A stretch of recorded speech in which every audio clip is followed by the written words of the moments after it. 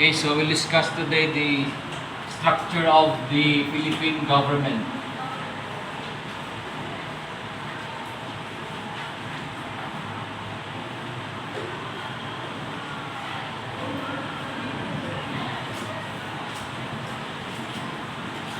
So it's very important that you have to understand the three branches of the government: executive, legislative, and judiciary.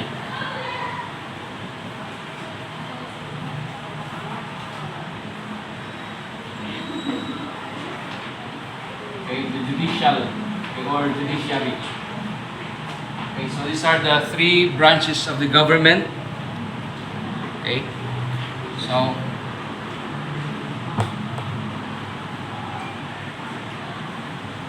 executive branch executes the law.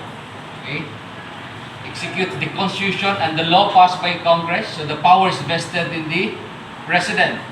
Okay, the power of the legislature it's vested in Congress. While judiciary, the powers vested in the Supreme Court.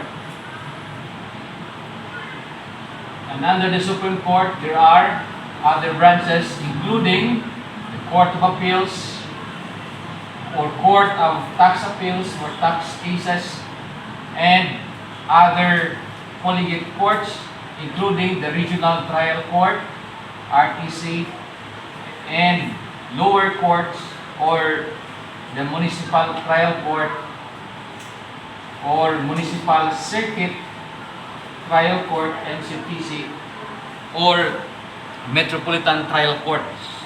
Okay? So, they have the powers of the executive branch vested in the president. The president executes through its different cabinet members. So, under this one, there are other secretaries. Okay, it's known as the cabinet. Okay, and they have different departments under it. Okay, so there are many departments. As you know, we have the DSWD, DOH, DepEd. Okay, DND, Department of National Defense. Okay, and other departments. So each head is appointed by the president to execute what the law, what the constitution dictates. So the president executes the law, okay, particularly or in general the constitution. There are also laws passed by Congress known as the statutes. Okay, it's also executed by the president. Okay, so the president cannot do it himself. That's why he appoints different departments. We call it as the cabinet. So they are called the alter ego of the president.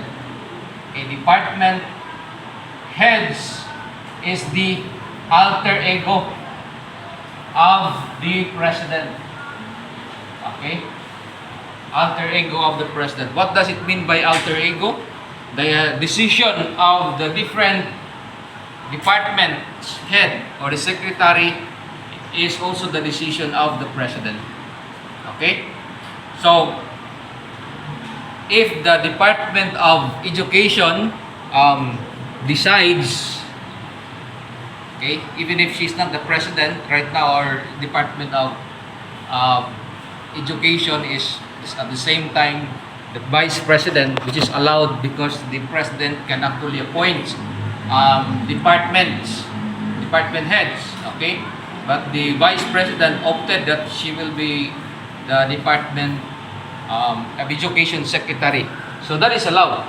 Okay, so the decision of the department secretary is also the decision of the president. Okay, but that does not mean that whatever decision they have will also will become final. Okay, that will be reviewed by the president himself. That can be altered, modified, or superseded by the president. Okay?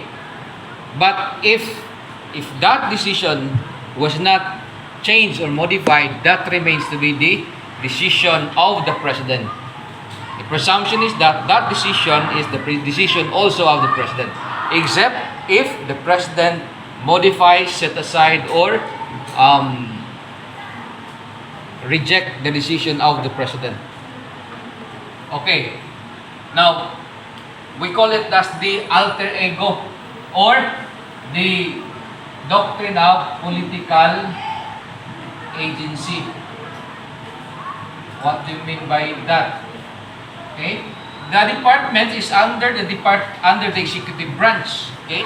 So whatever decision of the lower department heads is also the decision of the President. In fact, there are times when if the question is purely executive, if the Congress through its legislative power conducts a legislative inquiry, summon the departments, he can actually say that do not go there. Okay? Because that department is under still the executive branch. Okay? And we know of the principle of the separation of powers. They are equal. Okay? So all of these departments are equal, but they are independent. Okay? They should not cross the line of their duty. Okay? If your job is only to legislate the law, then that's your job. Do not cross the line which domain already belong to the executive branch. It's not allowed. Okay? So what they call that doctrine? The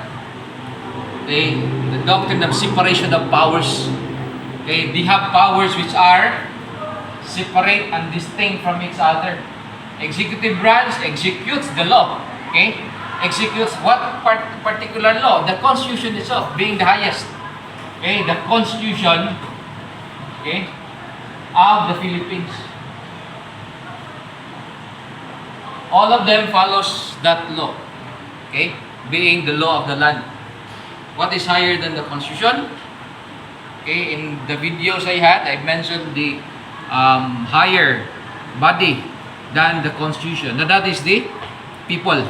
Okay, under the principle of Salus Populi est Suprema Lex, or the voice of the people is the supreme law, or only people is higher.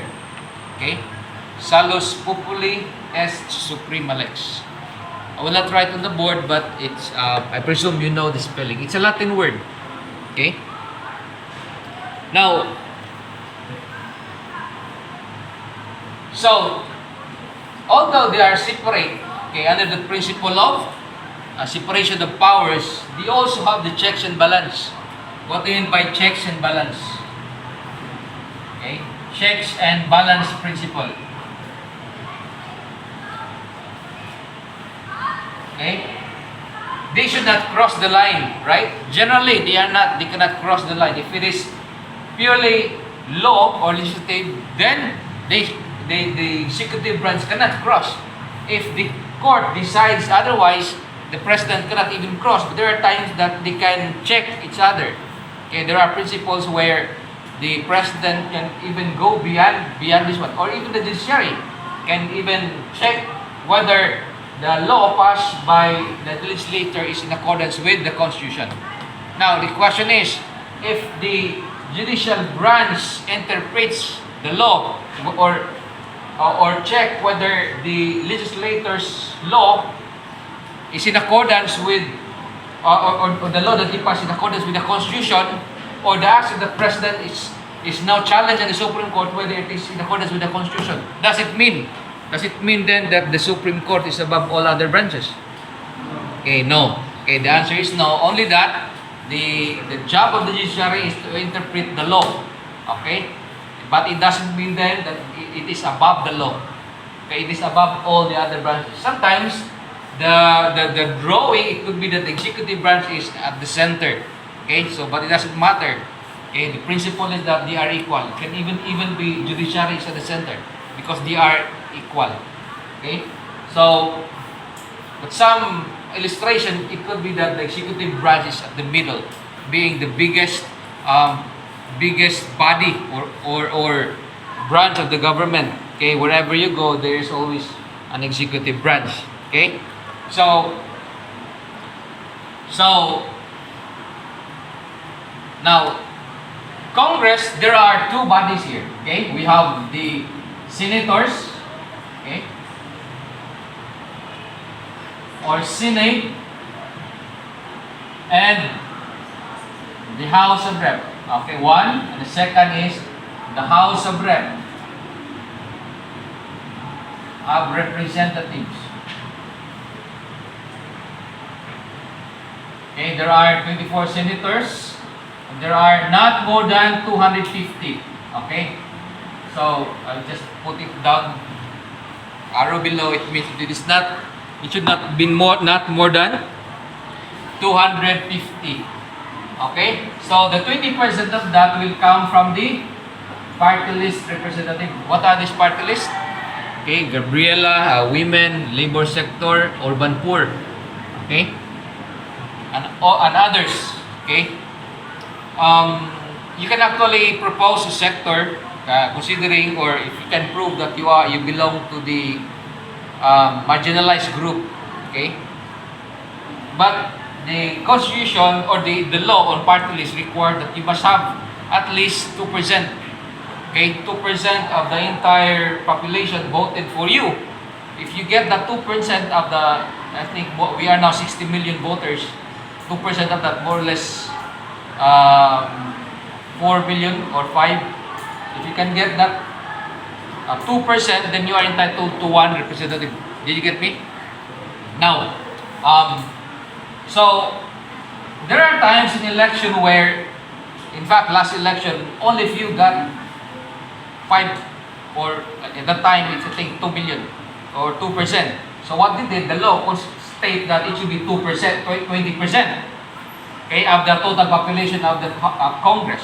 So what they did is that they fill in, even those who were not able to get that 2% of the entire voting population, they are still entitled. Okay, in what way? They reduce. So they constitute the 20% because the law requires that there must be 20% of the 250 congressmen. Okay? So now, this is the crucial thing which you should understand. Now, there are 24 senators, but every election, we only elect 12. Okay? Why? Because on the onset, okay, at the inception of the 1987 Constitution, we elected 24, but we ranked them. Okay? We ranked them. The first 12 will serve for 6 years. Okay? The 24 senators. When the law, the 1987 Constitution took effect, okay, we ranked the senators. Those who garnered 13 to, the first 12 will serve for 6 years. The 13 to 24, okay, in rank will serve only for 3 years. Which means that after 3 years, we elect 12, replacing those terms already expired. Okay? So, but on the following 3 years, this first who garnered first 12 senators, okay, their term also expires because it's now 6 years, right? Okay, that's why we elect 12 senators every 3 years. But in general, in every year, there are 24 senators. Okay? Their term of office is not simultaneous. Okay? It's alternative. So